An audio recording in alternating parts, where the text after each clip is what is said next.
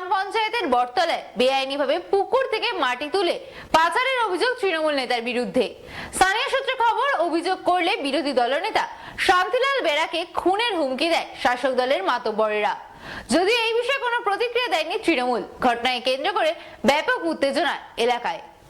বেআইনিভাবে পুকুর থেকে মাটি তুলে পাচারের অভিযোগ উঠল স্থানীয় তৃণমূল নেতা ও গ্রামের মাতব্বরদের বিরুদ্ধে। ঘটনাটি ঘটেছে পূর্ব মেদিনীপুর জেলার ইগড়া ১ নম্বর ব্লকের জিরথান গ্রাম পঞ্চায়েতের আলমগিরি বটতলা এলাকায়।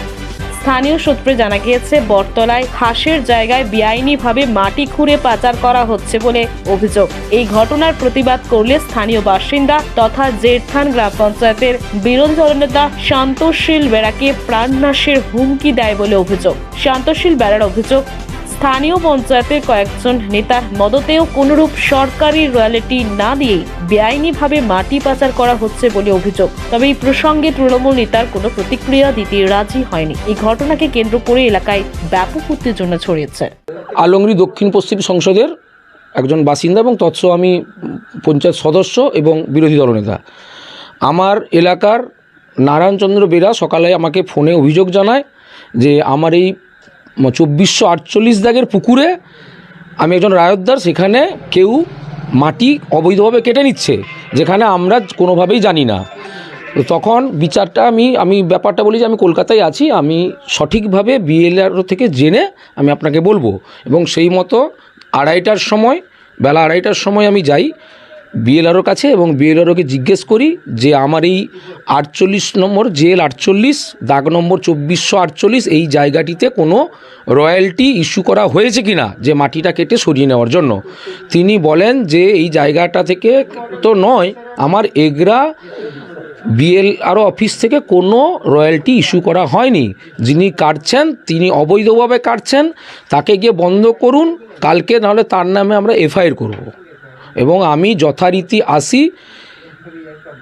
জয়দেব বেরা, রতন বেরা, বিজয় বেরা, সঞ্জয় বেরা, এই চারজন একটা ৪০ ডেসিমিল জায়গা রায়তদার বলে তারা বলে এবং মাটিটা তাকে কাটতে দিয়েছে বলে সে আমাকে জানায়।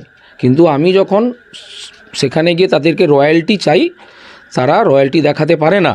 তখন আমি মাটি কাটাটা বন্ধ করতে বলি এবং তখন তাকে জিজ্ঞেস করলাম যে আপনি কার সঙ্গে কি কথা বলেছেন, এবং থানাতে তিনি ফোন করেন। থানাও সঙ্গে কারোর সঙ্গে কথোপকথনের মাধ্যমে তিনি জানান তিনি আমাদের জিরথান গ্রাম পঞ্চায়েতের উপপ্রধান শ্রী বিজন বিহারী সাউর সঙ্গে নাকি কথা বলেছেন বলে থানাকে জানান, এবং সেটা আমার সঙ্গে যারা প্রত্যক্ষদর্শীরা সেখানে ছিলেন এরা সবাই শুনেছেন।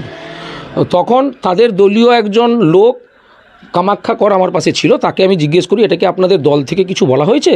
তিনি বলেন না, এইরকম কোনো আমার কাছে সূচনা নেই।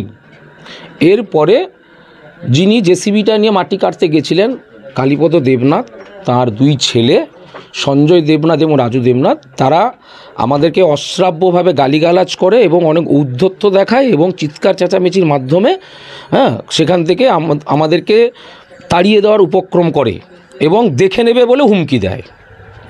তারপরে আমি তাও বলি যে আপনি দেখুন আর যা করুন, যেহেতু এটা অবৈধভাবে কাটাকাটি হয়েছে আপনাকে এটা বন্ধ করতে হবে, আমি কাজ চলতে দিই।